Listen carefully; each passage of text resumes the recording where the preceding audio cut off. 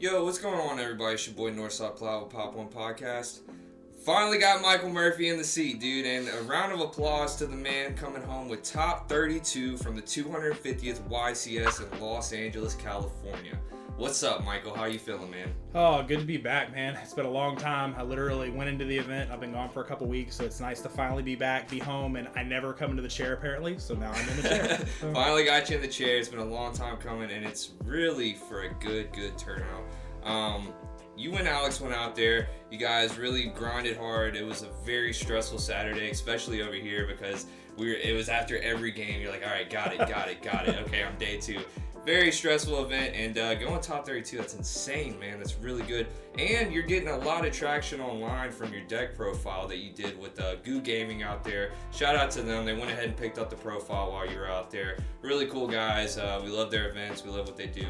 Again, shout out Goo Gaming. Watching their comments, looking and seeing what people have been asking you. And a lot of people want to see the combos. They want to see what your matchups were like. They want to just see everything that you did in your mind state going into the game and how you managed to top with a deck that's just not really looked at. You know what I mean? And Code Talkers is insane. And not to mention, Konami even got your deck and then wrong. Konami gets it wrong. So, yeah, it's so funny. So, we're looking at it, and they've got the top 64. And Trevor showed me, he's like, bro, look at the top 64. And I see 2 Math Mech. And I'm looking at it, and I'm like, 2 Math Mech? And I'm like, I've walked around and I've looked, I'm like, bro, they called me Math Mech. Like, it's disrespectful. But I mean, I get it. I played a Math Mech card. So. Yeah, you played a few, so that's really cool. So if you guys want to see the profile, it's over on Goo Gaming. We're going to go over a few things, talk about some comments that were left on the video, and just let Michael kind of explain what the deck's about, how he likes it, how he plays it, and anything that he might change. So really, as far as the deck goes, I mean, I think people saw most of what the actual cards were. So of course we've got the Code Talker engine, and then you're going to have the girl herself, and then some of the Math Mechs. So that kind of gives you an idea of what we're looking at. But really, as far as the deck goes, the whole point of it is just to outgas everybody. So everybody talks about this format, and Cash is the best deck. Cash is extremely good. It has an unfair combo. I totally get that. But the reason Cash is so good is because it's the best engine in the game right now. If you engine for engine, Cash is going to beat anything. Despia is one of those decks where it's a strictly engine-heavy deck. So again, that's why Despia has fallen out of favor a little bit, because the Cash engine will beat the Despia engine every time. And again, the reason Runic is seeing a lot of play is because, again, that engine is going to generate you a lot of advantage. So that's really one of the reasons I went with it, is because, again, from an advantage perspective, it puts up more damage than any other deck. And again, it is just advantage. But really the biggest reason and the easiest, because again, I talk through a bunch of decks and everybody jokes with me that I sleep up Cybers all the time, but I really can play whatever. It doesn't matter. I've tested a lot of things. But when I think about playing the Packs of the world, the Jesse Cottons of the world, they're better than me. I'm sorry, that's just how it works. So I can't play a mirror match with them on Cash and expect to beat them with my skillful gameplay. However, I can play something that I'm super comfortable with, and I think that lets me be comfortable in the game, but also maybe at least kind of sort of be on their level. You know what I mean? Definitely, and that's what I really love about it. A lot of people net deck and all this to stay relevant in the meta and stuff. It's always cool to see a player go out with a deck that they really love and then, get some really good results off of it. So that's kind of what the main thing with Yu-Gi-Oh! Is with me, especially. It's like really cool that you go out there and you do that. I will say, for people that don't know, long story short, I mean, this is like pre-eternity code. I remember me and Jordan Westrick, shout out Jordan Westrick for my Parallel Supers. But literally we were talking about like, what do you want to play? Because we were kind of back and forth on everything. And I was like, I honestly want to play something that plays just 18 hand traps and then some good cards. So literally we sat down and we were like, what are the good hand traps for the meta? And then I literally started reading Cybers cards and was like, these kind of like vomit on the board. And then that's when Access Code was printed. And then at that point, it was just kind of like a done deal. I started making Cybers decks from there, and at this point, I do feel pretty comfortable. If you put Cybers in my hand, I can play it. And Code Talkers is just one of those things where it's a super fun deck. It's an anime deck all day. And yeah, it felt really good to do well with it, Definitely. Well, I got a few comments that were on the video. We'll go over those real quick, and then I know you have some notes and everything that you kind of want to go over. Okay. Your matchups, all that stuff and everything, and we can get a little bit more detailed. So our first comment comes from Eddie Proper. He says, first off, nicely done representing Code Talkers. Second off, would you switch out Gamma and Driver out for something else like Triple Tactics, or, Super good question. So Gamma was not in the deck until maybe a few hours before I submitted the list. I'm not going to lie. So it was kind of a whole lot of theory and what does Gamma do, what doesn't Gamma do. So basically the big thought was we're going to see mostly cash. So out of 12 rounds of Swiss, we're probably going to play 6 cash. Next is you're probably going to play a couple Nat Runic, a couple Sprite, and then from there it was one of everything. I'm probably going to play a Despia, a Mathmech, things like that. So I'm kind of going through and like what are the issues that we have. Huge issue is we don't like to play through Macrocosmos because Macrocosmos is kind of rough for graveyard decks. Naturia Beast is a horrible card. Please ban that card, Konami. Gimmick Puppet is Gimmick Puppet, and again, you can't do anything against some of this stuff. So when I was thinking about that, I was going through a whole lot of things. We went through Enemy Controller, we went through Forbidden Chalice, we went through Kaijus, like all these things that we talk about, but it wasn't consistent. So one of the cards that I could consistently answer all of these things with was Gamma. Now, you do have to know when to Gamma, of course. You can't just shotgun it like a bot, but thinking about it, if you activate a spell card and then a Rise mandatory attach, you can Gamma it. If you activate a spell, Nat Beast, you can Gamma it. And then Gimmick Puppet, there's multiple times in that combo, again, depending on how they do it. Shout out to Futch, he is amazing. I know he pioneered it, but watching the guy cook with it, I enjoyed every part of it except the end result. But Gamma can stop it at any point there too. So that's kind of why Gamma was. And for Triple Tactics, I'm not saying it's a bad card. I've played it multiple times in this actual deck, but it's a win more card in most cases, and I'm not a fan of it being the best or the worst card in my hand. So. Beautiful, cool. All right, one more comment from Taknil. Sorry if I messed your name up. He said, very solid deck, so much to go into, and does much more than negations. Which deck kicked you out of the top 16? Oh, so this is a guy we actually played in Swiss. I'm sorry I don't remember the exact spelling of your name, so I butcher it. But a super nice guy who's playing cash. We played in Swiss. Excellent match. Just really good Yu-Gi-Oh. I mean, literally, we had a good time. So of course we knew each other. We had good words. And then we sit down in top 32, and we're like, crap, we're playing each other again. So again, we know what each other is doing. We know the game plan. And at that point, it's just shaking hands and having a good time. He rolls an 11 because he's better than me. And then at that point, he proceeds to just literally have the nuts, has shifter going on. And it was very rough game state for me. So he did proceed to cook me. And then in the second game, we really had some good back and forth. It unfortunately wasn't one of my hands that can play through 3 or 4 interruptions. I was probably going to be really stopped at 2. So again, good game state. I got close, but he was able to get me there. And yeah, I mean, it ended up being a 2-0 that knocked me out. But I couldn't get mad at it because if I would have had a little bit stronger of a hand, or if I would have won a dice roll. So I couldn't get mad at it. I played the cards that I had as best as I could. And I mean, no ill will. I mean, we had a good game. Yeah, it's just the way it goes. It's Yu-Gi-Oh, All right, well, let's go over some of your matchups and then see kind of how you. I don't know if you could have played it better, or I just want to kind of hear how your mind through the day and how everything went in your eyes. So I did have VIP for the event, so 2 round bye. That was super nice. Mm-hmm. Round 3, I actually ended up playing against a cash player. This one was funny. So we talked about Gamma, and literally this is my first time like actually testing Gamma. So I draw. What was my 6th card? Driver. So I was like, great. So I proceeded to lose that very swiftly. And then I did backdoor to him, which was really nice. Super great guy. But let's see. It looks like that was the one where I go first there, and I proceed to just cook in game 2. And then game 3, he has the board. I'm talking... We had Barone, we had a Rise Heart, we had a Book of Moon set, we had an Ashen Hand, and honestly, we proceeded to play through the entire thing in OTK. So that was a really clean one. Round 4 was cash again. I go nuts on the combo. I did OTK through Shifter on this one, which is really funny. And don't get me wrong, I'm not saying that like is going to happen every time, but I had a good hand, and he thought Shifter was going to get in there, and it did not.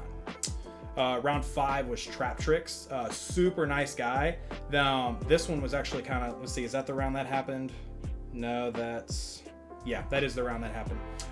So he has all of his interrupts. I actually don't know I'm playing Trap Tricks. He opens up kind of poorly, so I'm able to do pretty well with that one. But then on the second game, whenever I'm getting to go second, it was pretty cool. So I've got it written down. He's got, let's see, he's got Imperm, 2 Solemns, Nibiru, and Time Space Travel. We proceed to navigate the whole thing and OTK through that. So literally, I wish you could have seen the guy's face. He interacted extremely well. Fantastic guy. It wasn't like he just bozoed his cards. But again, when the deck gets rolling, it's really, really tough to out 1-for-1 me. Nice. Round 6. This is probably my favorite match the whole day. Shakan, shout out, dude. I love it. We get done playing Yu-Gi-Oh! And I was like, we must be friends. Like, he was an awesome guy. So he's playing Dark Worlds. It's honestly my hardest matchup, just kind of how the interactions work. So nuts, I go game 1, and literally he's able to get through it. So this is the first time in the event I have full boarded game 1, and somebody cracks it and makes me look like a small child. We go into game 2, and honestly, he didn't draw very well, so I can't say anything super, amazing for me, but I was able to get that one. And then we go into game 3, and it's literally just this amazing battle back and forth, and we are getting super close to time, and we realize it's going to go there. So we're getting to the game state where he's forced to activate Skill Drain. Not a problem for him, because if anybody knows the Dark World combos, you can literally Zephyr it back, and then you can put the Exceed on the field and burn the shit out of me. So I'm seeing that's how it's going to happen, and I'm literally sitting here like, oh my god, is this how I'm about to lose? Like, I'm about to take an L from this. And then the gods of Yu-Gi-Oh! Bless me, and he card destructions for his life, and he's like just going off like a king. And what do I card destruction into? Nibiru. Yeah. So literally he proceeds to set it up, and when he gets to the point, he unfortunately can't make it to where he has a negate up first, and obviously we got skill drain, so you get where I'm going. But when he gets to the point, I'm able to drop Nib, and that seals the deal. So it ended up being a win for me there, but again, just super awesome. Round 7 was Floowandereeze, which was a bit of I was kind of mad, to be honest. So when I'm planning for an event, I think about what are the top 5 decks that I'm going to be seeing, and I play for those 100%. And then I think about the next 5 to 8 that I'm going to potentially play. Flu's kind of sort of on the radar sometimes, but I'm going to be honest with you. There was not like, hey, what if I play Flu? So when I started to sit down against him, I've played against it many a times.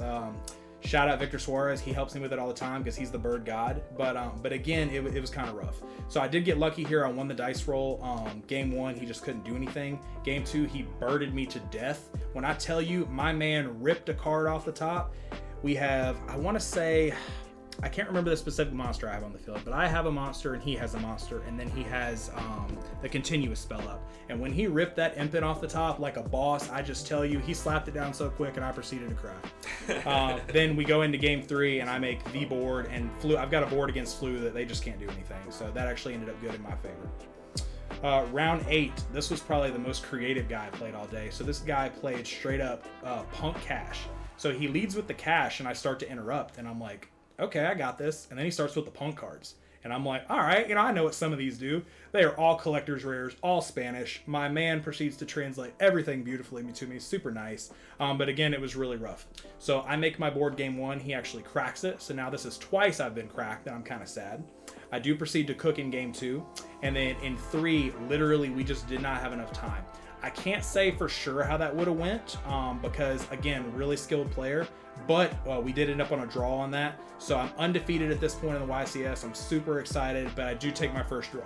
So, of course, Pop.1 is awesome. And they're like, bro, you're still undefeated. You're undefeated. Yeah. But I'm like, it's a freaking draw, guys. Yeah. It's a draw. I remember because I was kind of scared. I thought you were going to tell us like you lost. And I was like, oh, man. But, it was still really good because you were definitely going to day 2 anyways. Definitely going to day 2. So we were excited.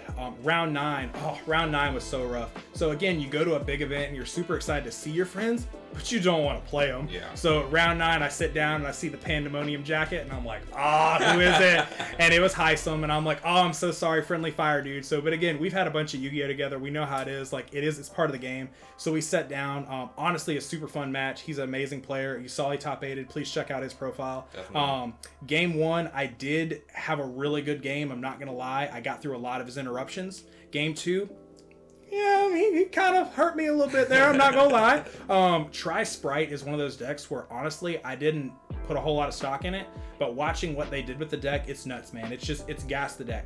And then game 3, I was able to make the full nuts board, and unfortunately, he just didn't have the hand to stop it. That was all that went. So day 1, we go XO1 day 1, and it was exciting, man. So I think I was 5th going into day 2. So very nice. 5th out of Swiss. Stuck to the game plan. I did what I wanted to do, and it worked out really well. Very cool. All right. Day 2, man. So day 2, we get in and we're playing a cash opponent, and we kind of figured that at this point, when you're getting closer and closer, you're probably going to be playing more cash. So again, at this point, I played less cash than I thought I was going to. So game 1, I straight up opened unplayable. I'm not even gonna lie. It's very rare, the combos in the upper 90s, that you're actually gonna be able to do stuff. So when I open an unplayable hand, it's honestly extremely frustrating. And the team at home will laugh at you and tell you, anytime I win a dice roll, that's when it's gonna happen. Every single time, it's just how it works. But I've had it happen so many times, I know about it, right? So I almost got there in game 1. We're so close, but it did not happen. But then I did proceed to backdoor the 2 there, so that was really nice. Really clean games. I will say there were 4 times in the event that my opponent quadruple hand trapped me, and I still made the board. So that was pretty nuts for people to see. And again, these aren't bozo interactions. These are good guys that know when you're supposed to imperm. So it's just good stuff, but 1-for-1ing the deck just isn't how it works. After that, day 2 was a little rough. I'm not going to lie. I proceeded to play Futch in round 11. He rolled an 11 and then gimmick puppeted me game 1.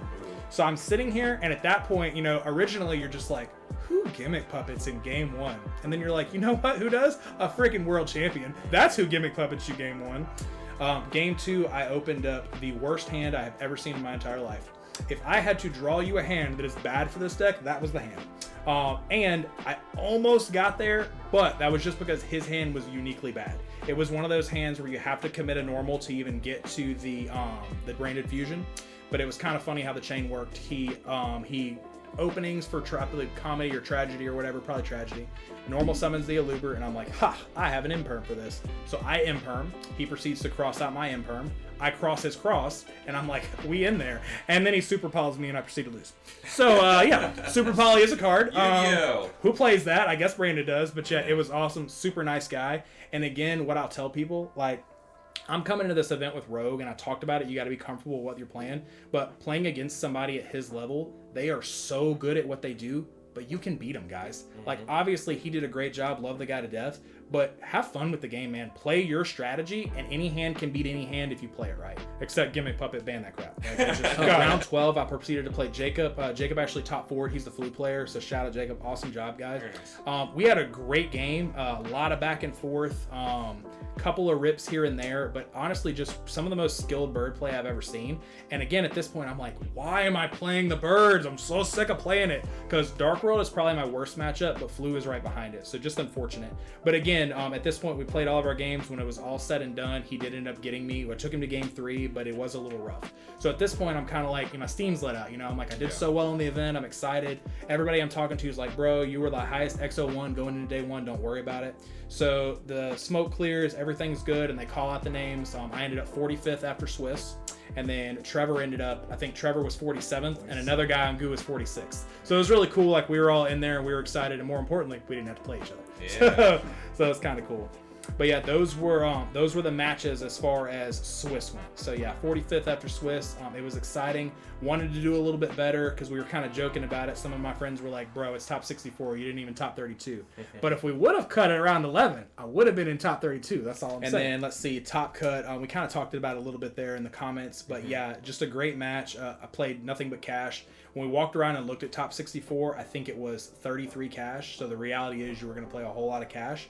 One thing that I did think was super cool is I believe there was a Kaiju deck. I don't know exactly what it's supposed to be called, but I think it was a Kaiju deck. And then y'all saw the Rika deck that was up there. But other than that, I think I was the roguiest thing in top 64. Definitely. I'll definitely agree. I want to ask you a few questions about the current meta, and we're getting in ban list territory. It's coming up. Just what are your thoughts on current meta, and what do you think, should go away or has the possibility of going away? So coming back, I'm about to say coming back, right? So current meta, it's honestly, it's a scary format to be competitive, but it's a good format to get into the game. There are so many things that can top. It's so cool. Like, I love that you could literally roll up with Infernoble and I wouldn't laugh at you. I'd be like, all right, Cook, go ahead. You could also play Eldritch, and again, I would be like, shame on you, Jordan Westrick, but yeah, but I would do that. So I love that. But from a competitive perspective, it's rough, man. Like, you go into an event and you want to only play against 2 to 5 decks because you want to side for them, you want to main for them. But literally, in what world did I plan on playing Flu and Punk? Like, it doesn't happen, right? So that's frustrating from a competitive perspective. But I will also say, if you're not picking a deck that can theoretically beat Rogue most of the time, you're probably playing the wrong deck. So that's kind of my thoughts on that. So realistically, we should get a list before Philly. I'm pretty sure it's going to happen. From a competitive player perspective, if I had to say what the people want, Gimmick Puppet needs to go. The problem with Gimmick Puppet 2 is the new stuff that's going to come out supports that line even further. So if you just deal with Expulsion, you're not actually taking care of the problem. So Konami, please get rid of Gimmick Puppet. As far as cash goes, the deck honestly isn't too unfair. I know you're like, hey, they can zone lock. But if we get rid of Diablosis, I mean, the deck is just a good deck. And I'm okay with that. And then for the next one, Nat Beast has to go. Nat Beast is a problem. I know Devin is sad because my boy loves him some Nat Beast. But again, the problem with that card is it's not once per chain. So Konami either errata the card and make it like Appaloosa, or get rid of the card. I'm perfectly okay with that. I don't even have the dual terminal, and I'm not mad at it. Like, whatever. But yeah, that's kind of my thoughts on what will happen on the list. I do think maybe some things will come off, and I hate to say it, but we're probably going to get one more Pendulum card. Please no Electromite. Please no Electromite. But yeah, so, and then we'll kind of see. If that happens or something similar to it, we should have a really wide format like we do right now. The problem is we are going to have a new core set in there, and I'm not saying anything is game warping on there, even though it's a cyber set. But it is going to be a little crazy on that event because, I mean, if you think about it, there's probably 15 to 20 decks that are good, you know? Like, literally everybody talks about how the decks suck right now. And they're not amazing, don't get me wrong, but it's just because tier was so overpowered. Deck was one of the dumbest things I have seen in my entire life. You shuffled it up and it played itself. And but yeah, so now people have to think a little bit and it makes them sad. Like, welcome back to Yu-Gi-Oh! Exactly. It'll definitely be something we talk about from generations on. Probably the most requested things that I saw was how do I combo through D-Shifter? No one ever knows how to do it. And then what do I do if I have a meh hand? Like, obviously we could draw the nutty hand, and if you can't play the nutty hand, I'm sorry, you shouldn't play combo. Well, hey, but if you can draw a mediocre hand and still do what you want your deck to do, that's probably what I think is like a little bit more helpful. So shout out to Goo Gaming right here. They're awesome. Please, if you haven't watched the profile already, check their link out. But again, awesome guys. And then of course Pop.1 Podcast, we gotta love it. And then shout out to Aurora for making the field centers. Really appreciate her. Definitely. So this is a great example of a hand where I've got a couple blanks and I've got two normal summons. I see people do this all the time in Cybers. They draw a couple normal summons and they're pissed because, again, how many? We get one per turn, right? So thinking about this is a great way of, if your opponent interacts correctly with you, you kind of know where you're going. So everybody is familiar with Cybers combos, and you're trying to go to Splash Mage, Transcode, you're trying to link climb. Whenever you have Shifter in the mix, I want you to forget about link climbing, and I want you to think about attributes. How do I get to multiple attributes? So here, whenever I'm doing this, your opponent typically isn't going to Shifter in standby phase. I guess there's a world where that happens, but again, I don't think that's very realistic. So it's most likely a first action debug. Debug's going to add a 3 or lower, and then your opponent's going to chain Shifter.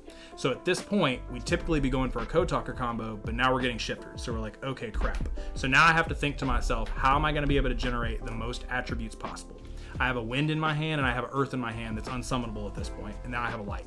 So I'm thinking to myself, where am I going to go? And if you're just one step ahead, you're losing with this deck all day. So I'm like, okay, I know where I'm going, and I know I actually need to get a wind. So now I'm going to go over here and I'm going to get the best wind that I've got aside from Parallel, which is going to be Infraflyer. There he is. So we've resolved debug. Now we have Infraflyer in our hand, and now we're going to start the link process. So we're under Shifter, so we're going to go ahead and banish here. We're going to go into Baylinks, and at this point, we're going to use our Parallel Exceed. So we've got Parallel Exceed activating in hand. Of course, if you get interrupted, bad things can happen, but I'm just kind of showing you what you could do with Shifter is the main thing. So now Parallel happened, we're going to have Parallel Effect.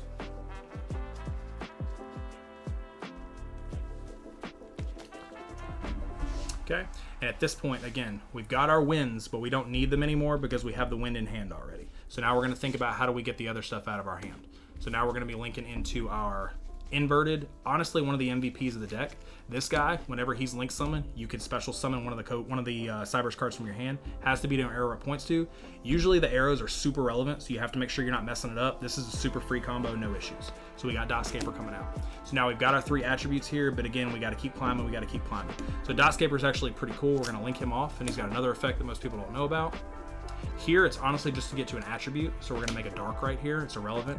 And then since he's banished, he can come back. So again, he does it with banished or he does it with graveyard. So now we've got him on the field. We still have an arrow freed up here. This is an inherent summon if you control a link arrow. So there we go. Now we've actually got 5 attributes on the board. We have earth, wind, fire, light, and dark. Now, if you count them up, we got 2, 3, 4, 5, 6. So this allows us to go to the big boy. So there's the arrival for 5. So under Shifter, you've got an arrival for 5. It did cost you 3 cards, so you got 2 blanks in your hand, so I hope that gets you there. And I'm not saying this is going to win you every game, but I am saying it's going to give you an option, so you don't just have to pass under Shifter like most people do. So that's the Shifter combo. The second combo we're going to do is, a lot of times people are like, hey, if I open up Kodak, I totally get it. Or if I open up just a busted hand. But this would be an example of a 2-card combo. And I will say Preston's super awesome and he's going to let us do a giveaway for this. So watch the combo, learn, have fun with it, all that good stuff, ask a bunch of questions. But if you like, subscribe, and comment how many pluses this combo generated, we'll go through and we'll look and we'll pick a lucky winner to do a giveaway, and we'll end up getting them some swag. Either if I'm out at the event, I'll get it to you, or we'll ship it to you, but it'll be super cool. So check it out. All right, so we're going to go right here and we're going to go first action. We're going to activate circular effect. We're going to activate circular, and then we're going to send a Sigma.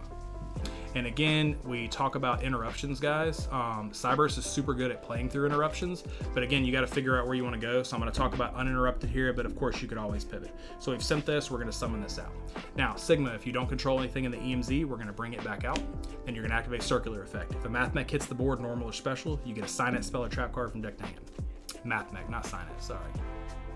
And you want to make sure that you do Sigma first, correct, before you start linking? Exactly. Now, don't get me wrong, you could do it, but I'm going to kind of talk through some of the whys here, and then again, ask questions, jump in, man. So we're going to get this instead of super factorial. Don't get me wrong, you can do super factorial, it's super cool. I don't particularly play it in this build, but again, it is another option, it's just a different route to go.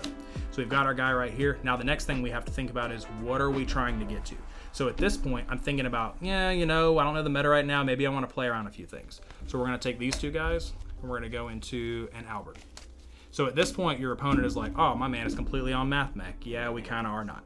So we're going to detach 2 for cost right here. It's going to add any Math Mech card from our deck to our hand. It's kind of irrelevant right here. You basically just want to extend. So you're thinking about, how am I getting extenders? So now subtraction comes to our hand. Okay, at this point, you're thinking to yourself, hey, why did you do that and not start linking right away? I'm about to show you the reason. So here, we're going to take these two guys. All Code Talkers have the summoning condition to link from hand. It is a summoning condition, not an activated effect. So here, we're going to go into our Code Talker. This is actually a vanilla boy. Don't read it. If you do, it makes me laugh. This one is going to let you get a sign it, spell, or trap card from deck to hand. This is where we're going to get the Kodak. Kodak is our guy that's going to let us just go bonkers the entire way. Okay. Now, the reason we did this is because before we just had 2 lights in graveyard. So what if you have Bestials in the format? If you do that, you're literally going to lose to a Bestial. I don't want that to happen. So now I've got a Math Mech card that I can reborn with, and I have a subtraction. The reason I'm going to lead with the equation is because, again, we're thinking about what we can play. When you end on the combo, you're probably going to end up with 3 or 4, it just depends, but Cyberse cards in your hand. That way you can kill on the crackback. You don't want to have this card as what you're leading with, because if you do, it makes the opponent's birth live. Why would I make a birth live if I don't have to? So I'm going to go ahead and equation here. I've played around a Bestial. We're good to go. Now we have our bodies on here. We're going to go ahead and link these off. This is going to let us get into our Earth. So whenever we go into transcode, Kodak is going to activate now. It's going to give us an Earth because we linked into an Earth Code Talker. There's a couple different things you can add. We always keep it like that in the combo, but again, we're going with the most efficient line right here. So we're going to get our code generator. Okay. Now at this point, you can monster reborn. So here, if I wanted to, and I'm really thinking about Bestial format, again, Tears Shizu just has hurt my heart. I could have linked one of these guys into a Balinx or something like that and made a fire. So then I could have reborn to fire and made it unbestiable. So again, there's just some things you can do, but for here, we're going to go ahead and reborn him. Now at this point, we're trying to figure out again, how are we going to get there? The problem with this line is you don't have Ibly. So you're thinking to yourself, I'm going to U-board without Ibly, that's garbage. So now I'm going to show you how you get there a little earlier and don't burn all your resources. So we're going to subtraction out here. You can subtraction on either one of them, it doesn't matter. You're going to take these two guys. I can't tell you how many times I subtraction or Math Mech and somebody's like, so you're locked into Cyberse now, right? Yeah, bro, it doesn't matter. So we have Heat Soul out. Now we're going to have Kodak activate. It's going to give us a fire. Remember, anytime you're going into one of the Code Talkers, it's going to give you that attribute. Is there ever a line where those are the only 2 fires you play, right? Is additional only 2 fires you play, yep. So you don't want to chain Heat Soul to that. You do not. You never want to chain that. So at this point, what I like about it is you're going to get Heat Soul's effect here, and it's going to give you another one. So there we go. We get another blank. The good thing about this is you can actually make Heat Soul here, or you can make it a little bit later. And sometimes I like to make it a little bit later because I'm a big math guy. Anybody will tell you. If I go a little bit further in the combo, I've went so much through my deck, it actually gives me a 52% chance of drawing a non-engine card. So it actually works out pretty good if I'm thinking about, hey, how am I going to get there? So now we've got these guys on the board. We're thinking about our next step. So now we've got our attributes. We're going to go to the next one. We're going to use our addition. Again, doesn't matter what you target. No one cares. You're going to go to these guys, and you're actually going to make a access code. So now you're sitting there and you're like, wow, he literally just made an access code in the beginning of his combo. But yeah, it's okay. If you link it off and you win, it's all right.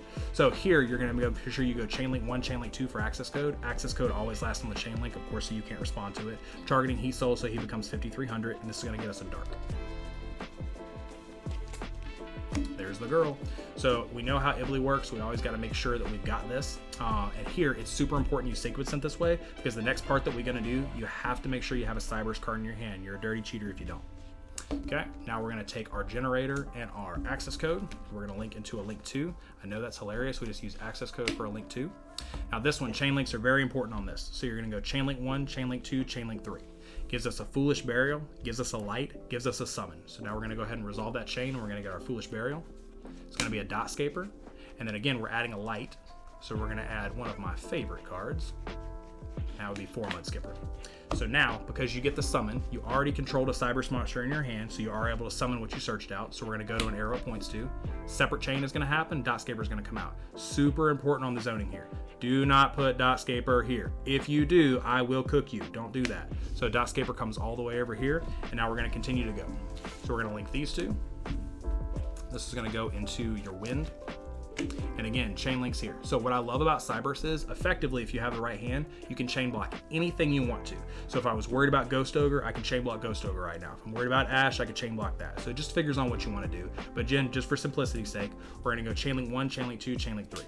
5 or higher Cyberse from deck to hand. I get a wind. This one actually blocks a monster zone. No, it's not as good as Shang, but hey, give me something. So this is my wind, which is going to be Parallel Exceed typically. And then my 5 or higher is going to be Gachiri, best card in the deck. Okay, at this point, we're able to activate Gachiri, target a Cyberse on your side of the field, negate it, special summon it. We'll do Dot Scaper. Now you're going to take Transcode and Gachiri and link off into the big boy.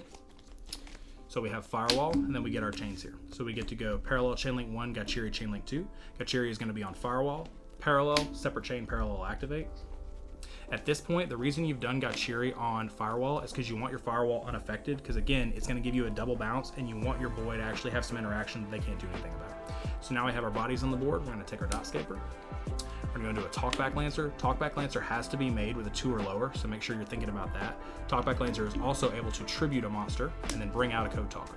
Code Talker has to be able to point to it, so you do have some options. Now we're able to do Firewall's effect, because a monster that was by Firewall left either by, I think it's by battle or by, or goes to the graveyard, you're able to special summon. So now we're going to bring the Ibly out, so Ibly's going to come to the field. So now at this point, you're like, okay, I've got kind of what I need, where do I want to go? So again, we're always going U, we love the U board. So we're going to take Ibly, and we're going to go to Banelinks, and we're going to go Chainlink 1, Chainlink 2. So now we're going to get our Salamangreat Sanctuary. The girl is going to be on your side of the field. And at this point, we're like, hey, what could we possibly lose to? Salamangreat Sanctuary is going to help you from battle protection, but there also are some times where some crazy things happen. So we're going to take this one, and we're actually going to bring it into a Lingaribo.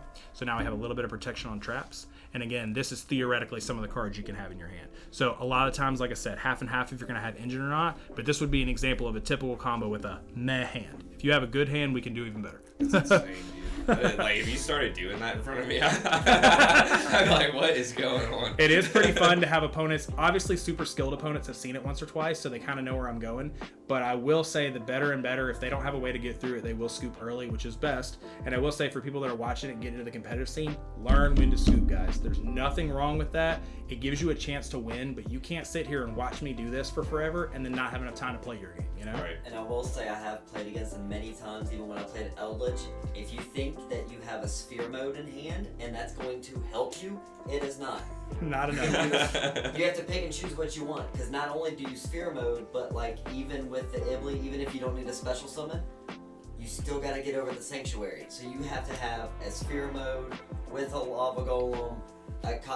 It's just... It's a lot. Yeah, you have to have like a 5 hard hand just to break the board, and then he's going to get you on the crankback. So I'm not saying it's perfect, but again, that's an example of a mediocre hand that'll get you. And again, it plays really well through interruptions if you know where to chain things. So again, if anybody's got questions or comments on when should I not, let me know. Yeah. But again, like we talked about, how many pluses did it go? Let us know. Comment it down. But I got to see a like. I got to see a subscribe. Hit go up too. Give them some love. But good stuff, well, man. Michael, appreciate you so much, dude. It was a really wild ride, especially for all of us at home. We were watching you on stream. We were watching everything go, and and it's so exciting to see not only one of our teammates but also just like one of our friends go out there and have a good time playing the game that we all love and hate at the same time.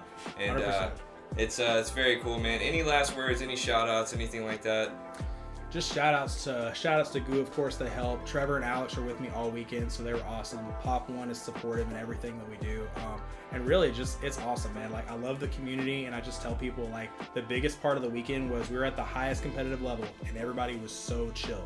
Just nice guys, having a good time, having fun. So just think about that when you're playing the game. If you have somebody, just be respectful, man. Have fun. It sucks to lose sometimes, but shake their hand and be mad about it later. So again, I'll just shout out Kobe Short. He's always one of those guys, just a great steward of the game and just a pleasure to be in an event with and vibe with and know that there's going to be positive energy. So just, again, appreciate the community and just stay positive. Very cool. We got the whole Pop.1 team here. Let's give them a round of applause in the top 32, dude. Thank you so much, man, for playing for us, and we'll see you next time, Michael. Sir. Best Cybers player.